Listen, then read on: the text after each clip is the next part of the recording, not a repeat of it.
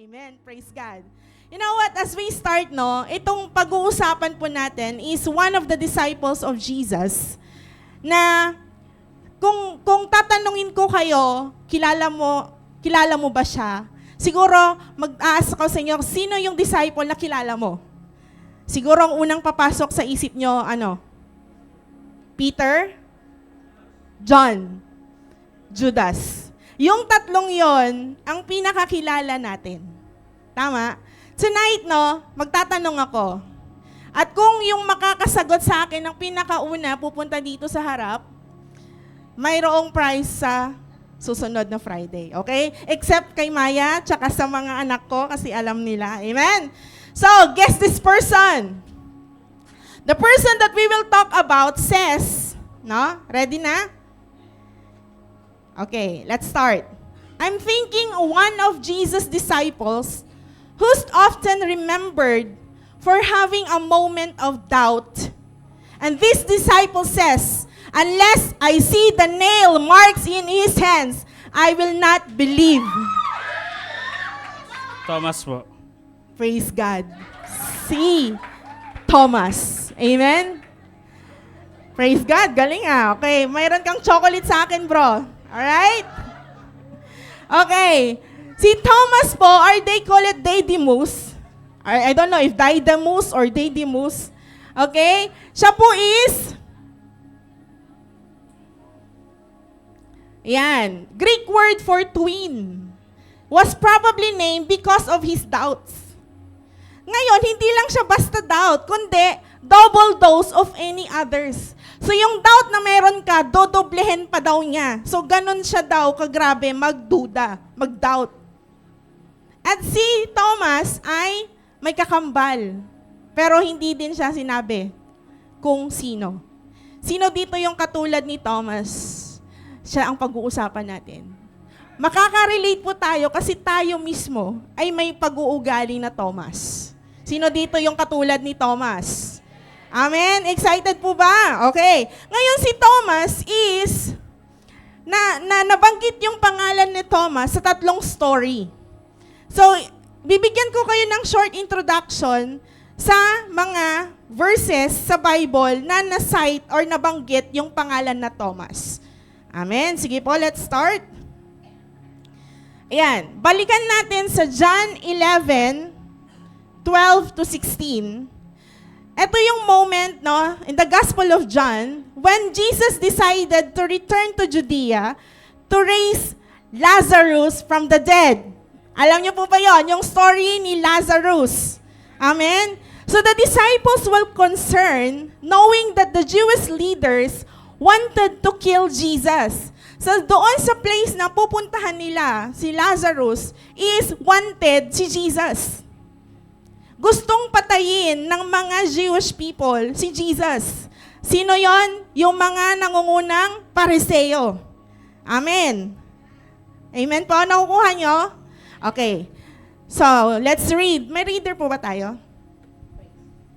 His disciple replied, Lord, if he sleeps, he will get better. Jesus had been speaking of his death, but his disciples thought he meant natural sleep. So then he told them plainly, Lazarus is dead, and for your sake I am glad I was not there, so that you may believe, but let us go to him.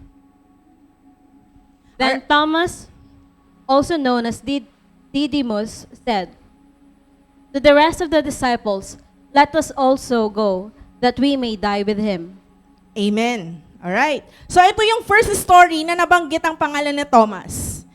Sa verse 16, uulitin ko, no, sabi ni Thomas, among those disciples na kasama ni Jesus, siya lang yung nagsabi na, let us also go, that we may die with Him. So makikita natin na mayroong something, kakaibang ugali si Thomas to the rest ng mga disciples ni Jesus. Amen? Siya lang yung may boldness na nagsabi, tara, sama tayo kahit na mamatay tayo doon. Sino dito yung may ganong ugali? Sige, punta tayo doon sa war kahit na anong mangyari. Parang ayaw nyo no? Napapangiti po kayo no? Pero itong si Thomas, may ganong attitude pala. punta tayo doon. Gera kung gera, patay kung patay. Amen. Siguro sundalo to si Thomas, no? Amen po? Right. So, pag-usapan po natin yung nakita kong dito na ugali ni Thomas. Thomas traits, no? Sabi niya, choosing to follow Jesus in the face of risk. Amen? Imagine po, no, yung believer who feels called to share the gospel in a place where Christianity is restricted, where there is persecution.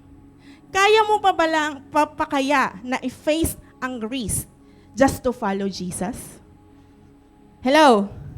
Di ba may mga lugar dito sa mundo na pag nalaman na Christian ka, patay ka. Parang ganun si Thomas diba? He is willing to risk his life. Tayo po ba, mga kapatid? Like Thomas po ba tayo? Na walang ka-doubt na go! Let's go and die! Amen! Nare-reflect niyo po ba na willing ka ba na samahan si Jesus kahit anong mangyari sa buhay mo? Hello? Pangalawa, loyalty to Jesus in difficult time. Amen. Amen. For example po, ito, nagpa-practical example na po ko. Paano po tayo na Christian, naniniwala kay Jesus? Paano pag nandun tayo sa sitwasyon na, alam mo yon, yung may mga practices na hindi ka accepted, ikaw lang ang Christian doon, makikisama pa ka ba? Loyal ka pa rin ba sa pananampalataya mo kay Jesus? Hello? Amen? In the situation na ikaw na lang ang natitirang na naniniwala kay Jesus sa pamilya mo, still ba loyal ka at sasabihin mo, I will stand for Jesus no matter what? Amen? Facing uncertainty with faith. Ito yung isang example na halimbawa, sabi niya, I'm willing to go back or to go to Judea. Hindi nila alam kung ano ang dadatnan nila doon. Baka mamaya mayroong mga Pariseo na pala na nakapalibot doon kay Lazarus. Amen? So, facing uncertainty with faith. Na kahit hindi nila alam kung anong mangyayari doon sa lugar na yon, still, anong sabi ni Thomas? Let us go and die. Parang bihira ata yung gusto ng ganun, yung mag-declare ng ganun. Amen. Next, supporting others even when it's hard. Sino dito yung ganyan? Na you stand to your friend in the midst of crisis. Na kahit hirap na yung kapatid mo, yung ka-cell group mo, still willing ka na tumayo para sa kanya. Pinapanalangin mo pa rin siya. Amen. Sino yung mga Thomas? Parang medyo maakyat na yung kamay nila. Praise God. Ikaw na ba yung Thomas? Amen. Gets nyo na? So yun yung unang story. Pangalawa po, ito yung familiar verse na alam natin lahat. Sino nakakalam sa John 14:5-6? Sabi dito, Thomas said, Lord, we don't know where you are going. So how can we know the way? So itong story na to, kung maaalala nyo, Jesus is saying, yung malapit na siyang mamatay, before the death of Jesus, sinasabi niya na, I will go to prepare a place for you. Alala nyo to? Yung conversation. Ngayon tong si Thomas, talagang very bold na gusto niyang malaman, ano yung sinasabi kaya ni Jesus? Sabi niya, how can we know the way? At ito yung familiar verse natin. Jesus answered, I am the way, the truth, and the life. No one comes to the Father except through me. Sinagot siya directly ni Jesus na ako ang daan, ang katotohanan at ang buhay, na walang ninuman, amen, ang makakapunta sa langit, but except through me. Hallelujah! Anong nakita kong ugali ulit dito? Thomas is seeking understanding. Yun pala, if you seek for, you ask question, it can lead to a greater insight and more meaningful relationship with God. Kaya mga kapatid, okay lang magtanong. Hello? Honest question lead to deeper understanding. Bakit? Kasi minsan, magtatanong ka lang, parang negative na ang dating. Parang kinokontra mo na agad sila. Parang, alam mo yun, tatanong lang naman. Sabi mo sa katabi mo, nagtatanong lang naman. Galit ka na agad. Hello? Nagtatanong ang isang tao, sabi lagi ni tatay, it's either two types, nagtatanong kasi gusto niya talagang malaman, or nagtatanong ka dahil tinitest mo yung alam niya. Tama? Pero si Thomas, very honest siya. Amen? Lord, ano ba yung way na sinasabi mo? Amen. So, buti na lang nagtanong si Thomas. Dahil kung hindi natin alam na si Jesus ang the truth. Pakisabi, buti na lang may Thomas. Amen. So, dahil dyan, sabi dito, doubt or lack of understanding doesn't disqualify you from growing spiritually. That's why leaders, be patient pag may nagtatanong. Huwag yung parang galit ka na. Hello? Hello, leaders, be patient if someone is asking. Nagtatanong lang naman, galit ka na eh. Pwedeng nagtatanong lang dahil gusto niyang malaman ng katotohanan. Tama? It's okay to ask clarity. Hello? But you know what? Sabi din dito, trust in the source of guidance. Paano sinagot ni Lord si Thomas? I am the way, the truth, and the life. No one comes to the Father except through me. Sino ngayon ang source and guidance? Si Jesus. Hello? Si Jesus, wala na pong iba. Jesus is the real truth and source of our guidance. Kung ang dami mong katanungan sa buhay, look unto Jesus. Kung ang dami mong tanong, kung bakit nangyari sa'yo, buksan mo ang Biblia mo, at ang source of guidance natin ng katotohanan ay si Jesus lamang. Amen po? May natututunan? Ready na po ba tayo sa main text natin? Ito yung story na to, dito ako po-focus. At ang way of preaching ko po for tonight is expository preaching. Ibig sabihin, pipigain po natin verse by verse yung ating pag-uusapan tonight. Can we have the reader? Now Thomas, also known as Didymus, one of the 12, was not with the disciples when Jesus came. So the other disciples told him, "We have seen the Lord." But he said to them, "Unless I see the nail marks in his hands, and put my finger where the nails were, and put my hands into his side, I will not believe." Amen. Praise God. So, bigyan ko kayo ng background. Ito po yung time na si Jesus Christ ay nag-resurrect. Okay? Si Mary is pinuntahan nila yung tomb ni Jesus at hindi na nila nakita si Jesus doon. And they cried out too much. Iyak sila ng iyak. And this time, naalala nyo, during the death of Jesus, no, before siyang, nung huhulihin na siya, di ba yung mga disciples nawala? At ang tanging naiwan doon ay sino? Si John. Tama? Si John lang ang naiwan sa paanan ni Jesus. The rest ay nagsitago sila. Bakit? Takot sila ay mapatay din or masama doon sa persecutions. Nakuha nyo? Ngayon, dito, no? So yung mga disciples, nagtatago sila. Kasi takot sila sa mga Jewish leaders. Amen? Ngayon, unahin kong i-explain po sa atin sa gabing ito. Yung verse na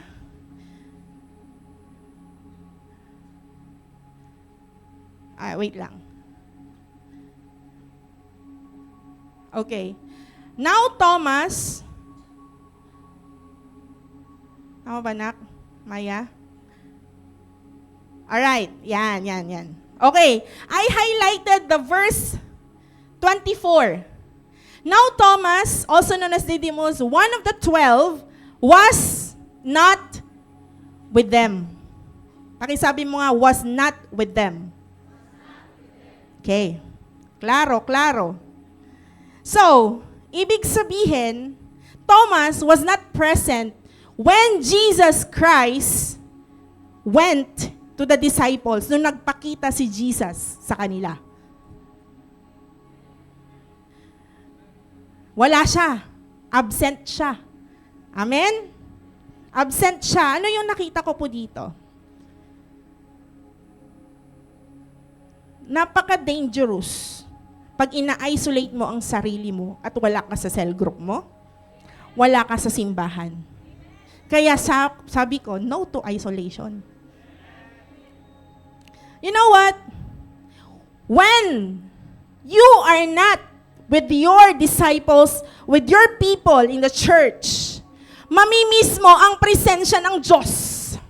Mamimiss mo ang salita ng Diyos. Mamimiss mo na ma-meet ang Panginoon pag hindi ka sumasama sa mga taong nananampalataya sa Diyos.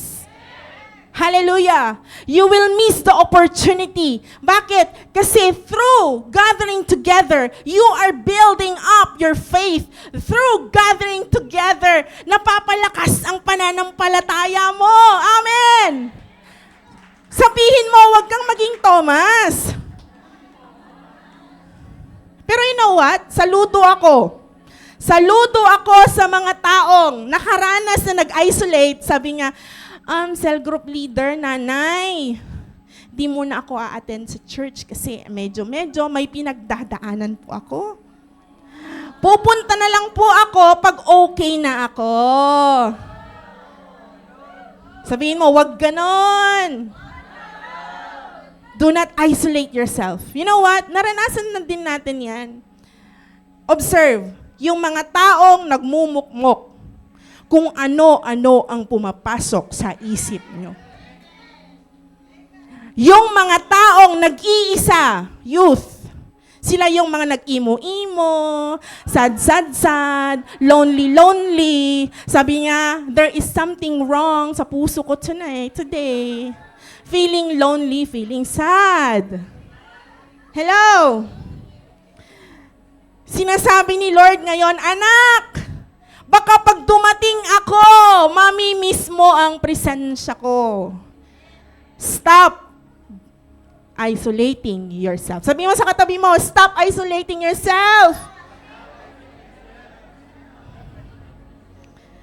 Do not isolate yourself.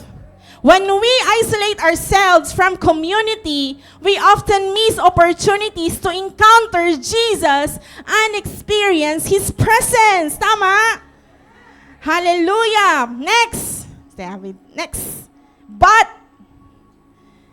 He said to them, di ba excited sila, oy, nakita namin si Lord. Sabi niya, but, unless I see the nail, sabi niya, marks in His hands. Tignan nyo yung order. Put my finger where His nails were, and put my hand into His side, I will not believe. Yan yung mga taong maraming unless na nakita ko na mahal niya ako, maniniwala ako. Unless na nakita ko yung effort mo or effort niya, babalik yung trust ko. Oh, yung may mga trust issues dyan dahil may nangyari sa past. Amen. Hello. Yung mga unless na binilhan niya ako ng bahay at lupa. Siya na ang binigay ni Lord sa akin. Oy! Amen! Yan yung mga unless maniniwala ako. Bakit? Nature nating lahat na gusto kong makita ang proof muna. Hello? O, Thomas ka na ba? Gusto kong makita ang proof muna bago ko sagutin. Ay, gusto nyo naman. Hello? Ganyan po tayo. Ganyan po tayo. Nature po natin na sabihin na unless, then I will believe. Amen? Sino po dito yung nakaka-relate? Amen? Meron din minsan, unless nakarinig ka ng testimony ng kapatid mo, na bless siya. Praise God. Grabe yung work. Praise God. Nag-uumapaw yung blessing. Tapos ikaw na nakikinig, nga ka lang. Okay. Okay. Bakit? Hindi mo pa nararanasan. Hindi mo na-feel. Sabihin, ang tumatakbo sa isip mo, unless na ako yung nakaranas at ako'y masaya. Ganun po tayo. Tama? Tama po? So, Thomas ka na ba? Thomas ka na ba? Leaders, be patient sa mga Thomas na ugali. Be patient sa mga taong unless still group leader, may trabaho ako, mag-church ako. Cell group leader, yung unless na yan, magiging yes later. Amen? Be patient, cell group leaders. Na unless, nanay, bigyan mo ako ng pamasahe, pupunta ako sa church. Cell group leaders, okay lang yan, bigyan mo. Hello? Parang napapakam... Amen? Walang nag-amen Hello? You know what? Makikita natin na si Thomas is very honest sa doubt niya. Very honest siya, very bold siya, na sinabi, unless na makita ko, nahahawakan niya ang kamay ko, ipapasok ko yung daliri ko sa kamay niya, sa butas ng kamay niya, maniniwala ako. Very honest siya.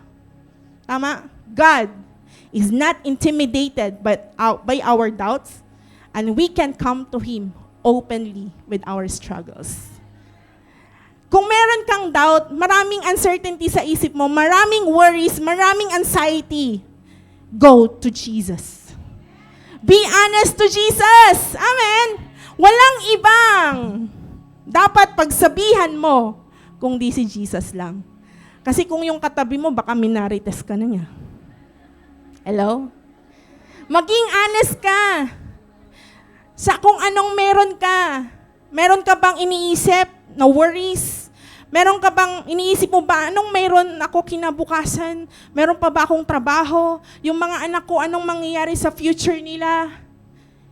Di ba ang dami nating iniisip na mga uncertainties, na mga worries, na mga anxieties? But you know what? Come to Jesus and be open to Him. Amen po? May natututunan po? Next po. A week later, His disciples were in the house again. Ayan na. Congratulate mo nga yung taong naka-overcome ng isolation. Kasi Thomas was with him. Pakisabi nga, praise God, kapatid, nandito ka na. Pero tingnan mo a week later, kapatid, medyo matagal na to. Yung 1 day, 2 days, hindi ka nagpaparamdam sa cell group leader mo, medyo kinakabahan na yan. Hello? Ito pa kayang 1 linggo? 1 buwan? Huwag mo namang pabuting 1 taon. Hello? Okay na yung mga ilang oras lang. Amen? Pakisabi mo nga sa kapatid mo, praise God, na overcome mo. Pero dapat, huwag ka nang mawawala. Sabihin mo, may conviction. Pero dapat, lagi na kitang kasama sa cell group. Pero dapat, lagi na kita makikita every Friday. Dapat sa prayer meeting din nakikita kita. Sabihin mo!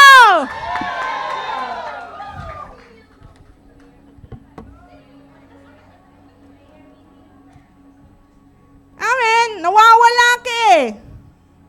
Next. Ayan. Ready na kayo dito? I was so moved with this. Through the doors were locked.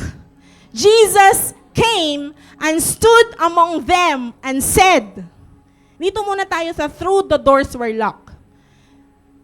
Alam niyo po ba, pinapakita dito, no? Tulad ng sinabi ko kanina, takot na takot sila sa authorities. Kaya, sarado ang lahat ng pintuan. Baka mamaya may pumasok at huhuliin sila. Kaya, through the doors were locked. Amen? So, ayaw nilang may makapasok. Pero, anong nangyari? Jesus came and stood among them. Anong nakita natin dito? Our Jesus is not limited in physical, but He can go through the walls, He can go through the doors, because our God is a living God. Kung gaano man kasara ang puso ng bawat isa, kung gaano man kasara ang isip mo, ayaw mo siyang papasukin sa buhay mo, thou, God is telling you, I will come to the inner of your heart and I will come to your life. Hallelujah! Gaano man kasarado ang isip mo because of your fears. Gaano man kasarado ang isip mo because of your past. But God is telling you tonight, anak, I will come and enter your life. Hallelujah! Thank you, Jesus! Pinapakita din dito na ang Diyos na meron tayo is napakamakapangyarihan. Hallelujah! Nararamdaman niyo ang presensya ni Lord ngayon? Our God is telling you, anak, wag mong ilimit ang pagkilala sa akin. Anak, kung ano man ang iniisip mo tonight, sinasabi niya, I am here and I stood in your life. You know what? This next gives me really a heart na nag-uumapaw when God says, peace be with you. Kung ang dami mong iniisip, ang Panginoong Jesus lang ang makapagbibigay ng kapayapaan sa'yo. Hindi ang pera, hindi ang asawa mo, hindi na kahit anong material na bagay, pero ang Panginoong Jesus lang ang magsasabi at magbibigay ng peace be with you.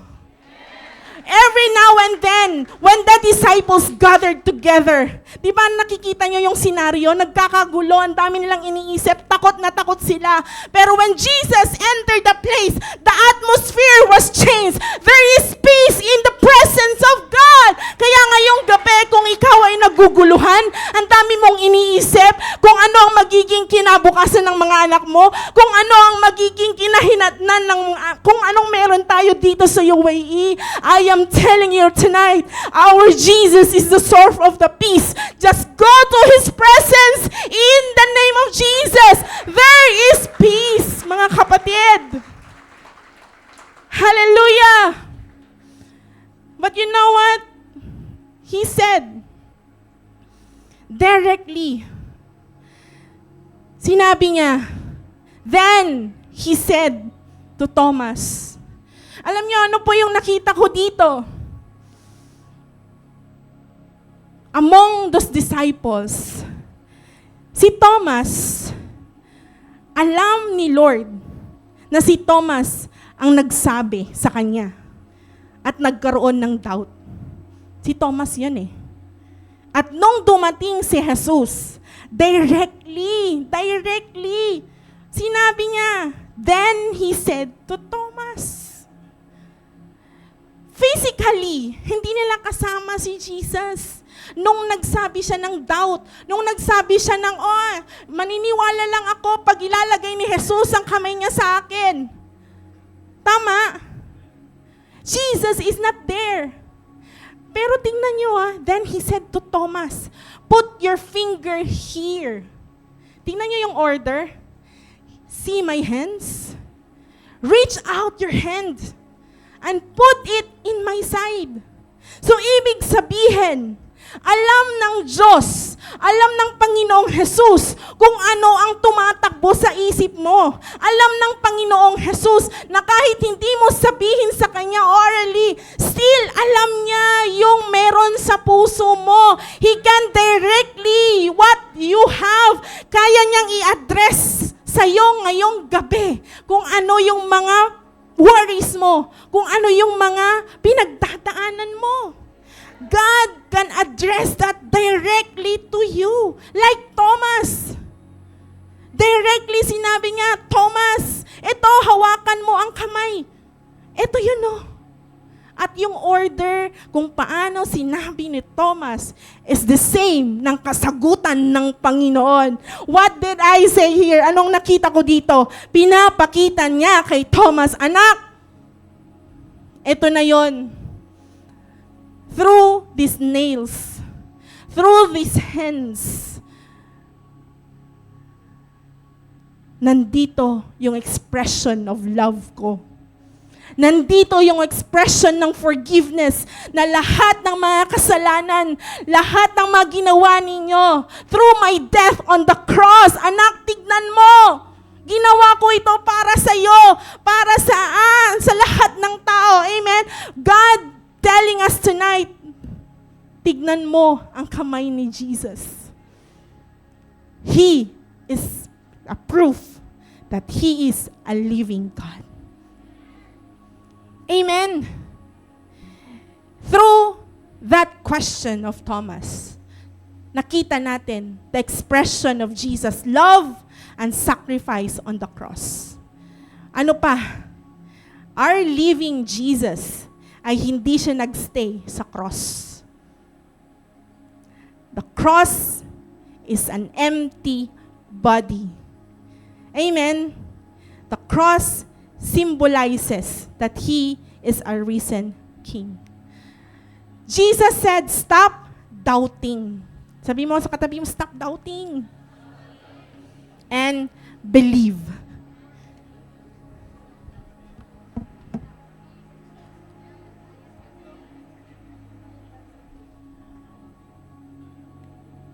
This verse, God is telling to Thomas, there are two messages of this. It is an invitation and a command. An invitation na anak, maniwala ka. And a command na stop doubting. Amen. You know what, church, no? I want you to realize tonight, ano ba yung mga bagay na pumipigil sa'yo to give your full trust to God? Sige po, have a realization. Oras ba? Family mo ba? Trabaho mo ba? But you know what? God is telling you tonight, anak, stop doubting. Kayang-kaya kong i-turn yang lahat ng worries mo into an answered prayer. Hallelujah. Palakpakan po natin ang Panginoon. Jesus is telling to us right now, take a look into my wounds. This is the proof of my love. Tingnan mo ang kamay ko, anak. Yan ang simbolo ng pagmamahal ko sa'yo.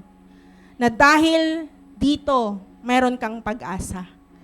Na dahil dito, we know that He won the victory of death and sin. Amen. That we know that through my hand, napatawad ka. Amen. Dahil dito, pwede kang dumiretso sa akin. at hilingin at sabihin kung ano ang laman ng puso't isipan mo. Amen. Tonight, God is telling us, surrender your worries. Surrender your doubts. Surrender your uncertainties to Jesus. Amen. Why? Because Jesus meets us where we are. Whether we are full of faith or struggling with doubt, Jesus invites us to come to Him as we are. Amen. Thomas said to Him, "My Lord, my God." Nung nakita niya si Jesus, pinakita ni Jesus ang kanyang kamay. And He invites him to take a look, anak. Tignan mo ang kamay ko. Buhay ako. Ako ang risen King. And immediately, Thomas kneeled down and said, "My Lord, my God." What does it mean? Hallelujah. Moving from doubt into worship. Moving from doubt into worship. Kung may doubt ka sa trabaho mo, bakit hanggang ngayon wala pa rin? Go, kneel down to God and worship Him in spite of the struggles that you have, in spite of the situations that you have. Go and kneel down and worship the risen King. Hallelujah. When we said, "My Lord," it says, authority and respect. Thomas is submitting his total obedience. When you say, "My Lord," my Lord, can you say, "My Lord"? He is offering your life. Siya yung Diyos mo. He is, you are going to God. You're telling, you're addressing to God with authority and respect, that you are in awe of who He is in our life. Amen. Pag sinabi mo din, "My God," it says, this is a direct affirmation of Jesus' divinity. Siya ang Diyos na buhay. Hindi siya tao lamang. He is a divine God. He is a living God. Amen. Kaya sabihin mo always in your life, when you are in a shaking situation, "My Lord, my God." Meaning, you surrender everything to God. You believe in His ability. You believe in His power. Amen. When Thomas declared it, we can see here the personal transformative relationship from doubt into worship, from doubt into a deep faith na naniniwala siya, bumalik yung pagkilala niya kay Jesus. Minsan dumarating po tayo sa ganito. Kung nakita nyo yung boldness niya to the previous story, na di ba sabi niya, "I will come to you, I will die with you." Pero later in the story, nag-doubt siya. Alam nyo, bilang mananampalataya ni Jesus, dumarating din po tayo sa puntong ganito. Ang dami pong katanungan. Ang dami pong shaking. Pero, you know what? God is telling you right now, "Anak, okay lang. Basta, kilalanin mo pa rin ako na ako ang Diyos mo. Kasi ako ang bahala sa iyo." When you can hear, when you will declare, "My God, my Lord," you are letting your life to surrender everything to God. Amen? Personal. Bumalik yung personal relationship ni Thomas kay Jesus. Nakuha niyo po? Ibig sabihin, naging intimate ulit. Naging mas malalim yung pagkilala ni Thomas kay Jesus. And the last one. Then Jesus told him, "Because you have seen me, you have believed. Blessed are those who have not seen me and yet have believed." Alam niyo po ba na ang ibig sabihin nito, tayo ito eh. Blessed are those who have not seen Jesus, but we are believing. Tayo yun. Praise God, those people that through the gospel, lahat ay nakarating sa atin, that we are these believers. That's why sabihin mo nga sa katabi mo, we are blessed. Kahit hindi natin kasama si Jesus physically, hindi natin siya nakikita, but we have that faith to Jesus. Grabe! Sabi ko, Lord, thank you. Grabe, Lord. Kasi baka po, kung nabuhay kami sa panahon ni Jesus, baka katulad tayo ng mga taong nagpapako sa Kanya sa krus. God is reminding us tonight, faith without seeing. Palakpakan po natin ang Diyos. Blessed are those who believe without seeing. Hindi mo pa nakikita, pero naniniwala ka. Yan ang gusto na mensahe ng Panginoon sa atin. Anak, lakihan mo ang pagkilala mo sa akin. Laliman mo ang pagkilala mo sa akin, na kahit hindi mo ako nakita, pero nararamdaman mo ako sa puso mo.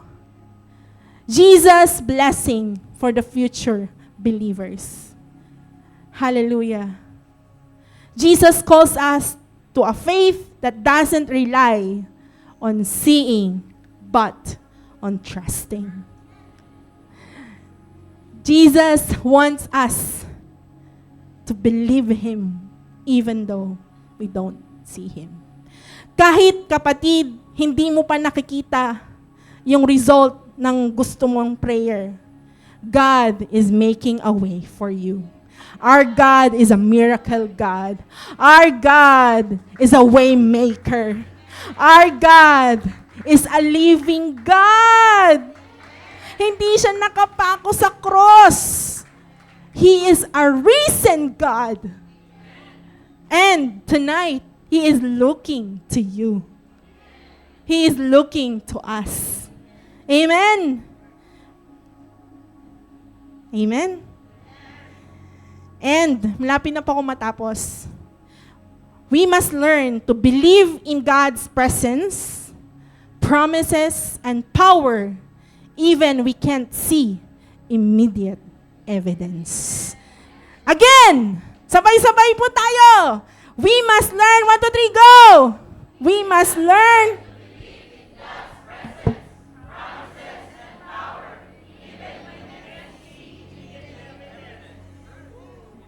Claim! Hallelujah! Ito yung last verse. Hanggang 29 lang dapat eh. Pero sabi ko, Lord, ano din conclusion ko? And then, ito yung mensahe niya eh. Jesus performed many other signs in the presence of His disciples. Ito na yung reason na siya. Which are not recorded in His book.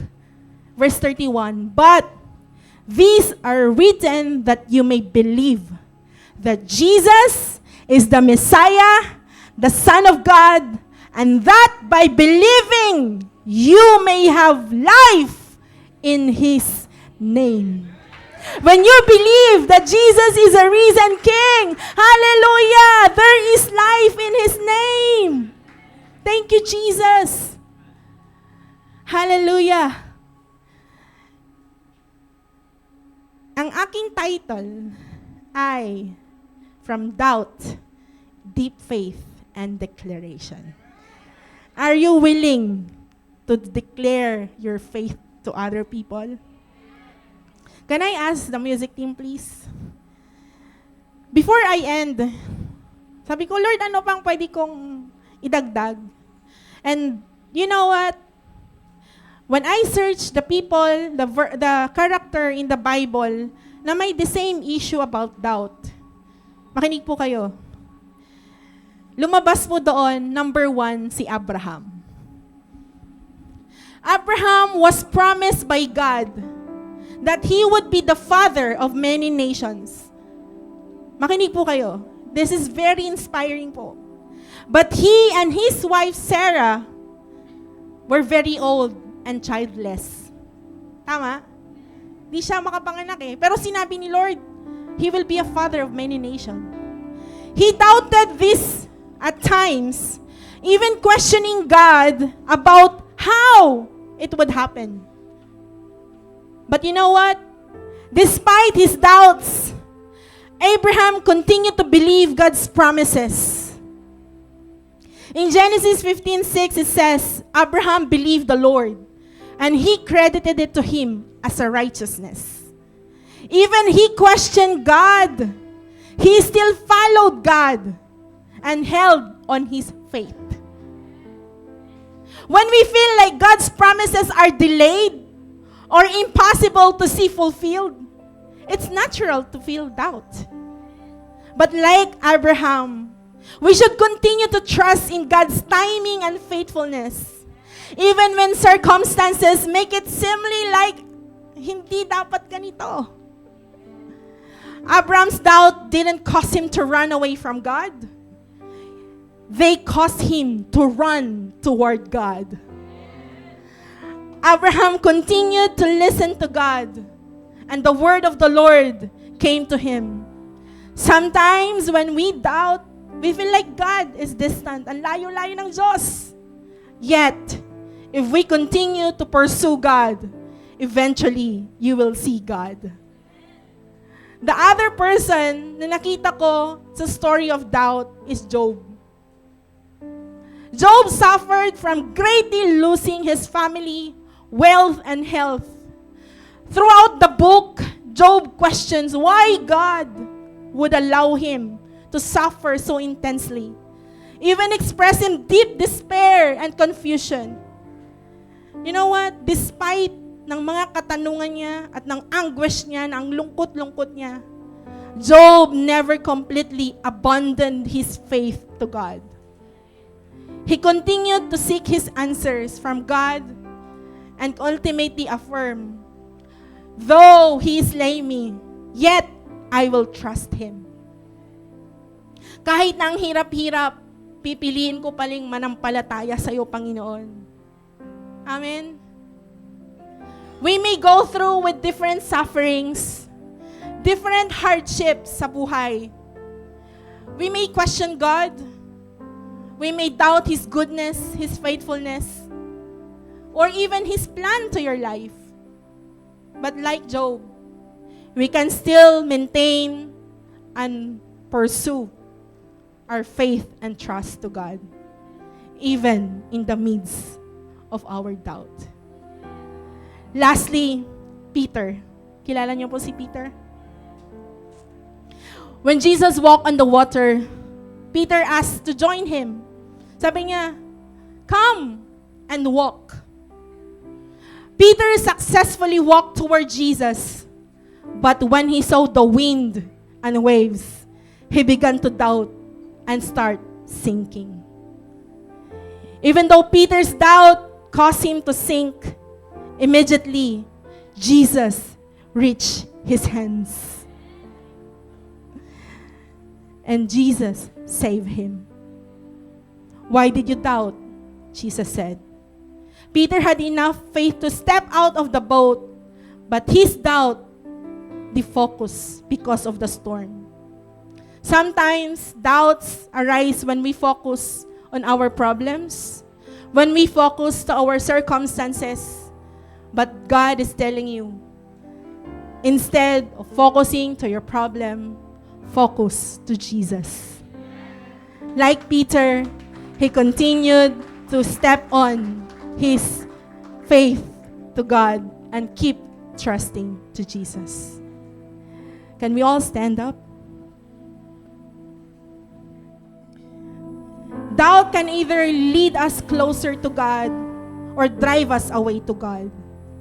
But kapatid, I will tell you tonight, choose to believe and keep the deep faith to God and keep declaring of who He is in our life. Amen.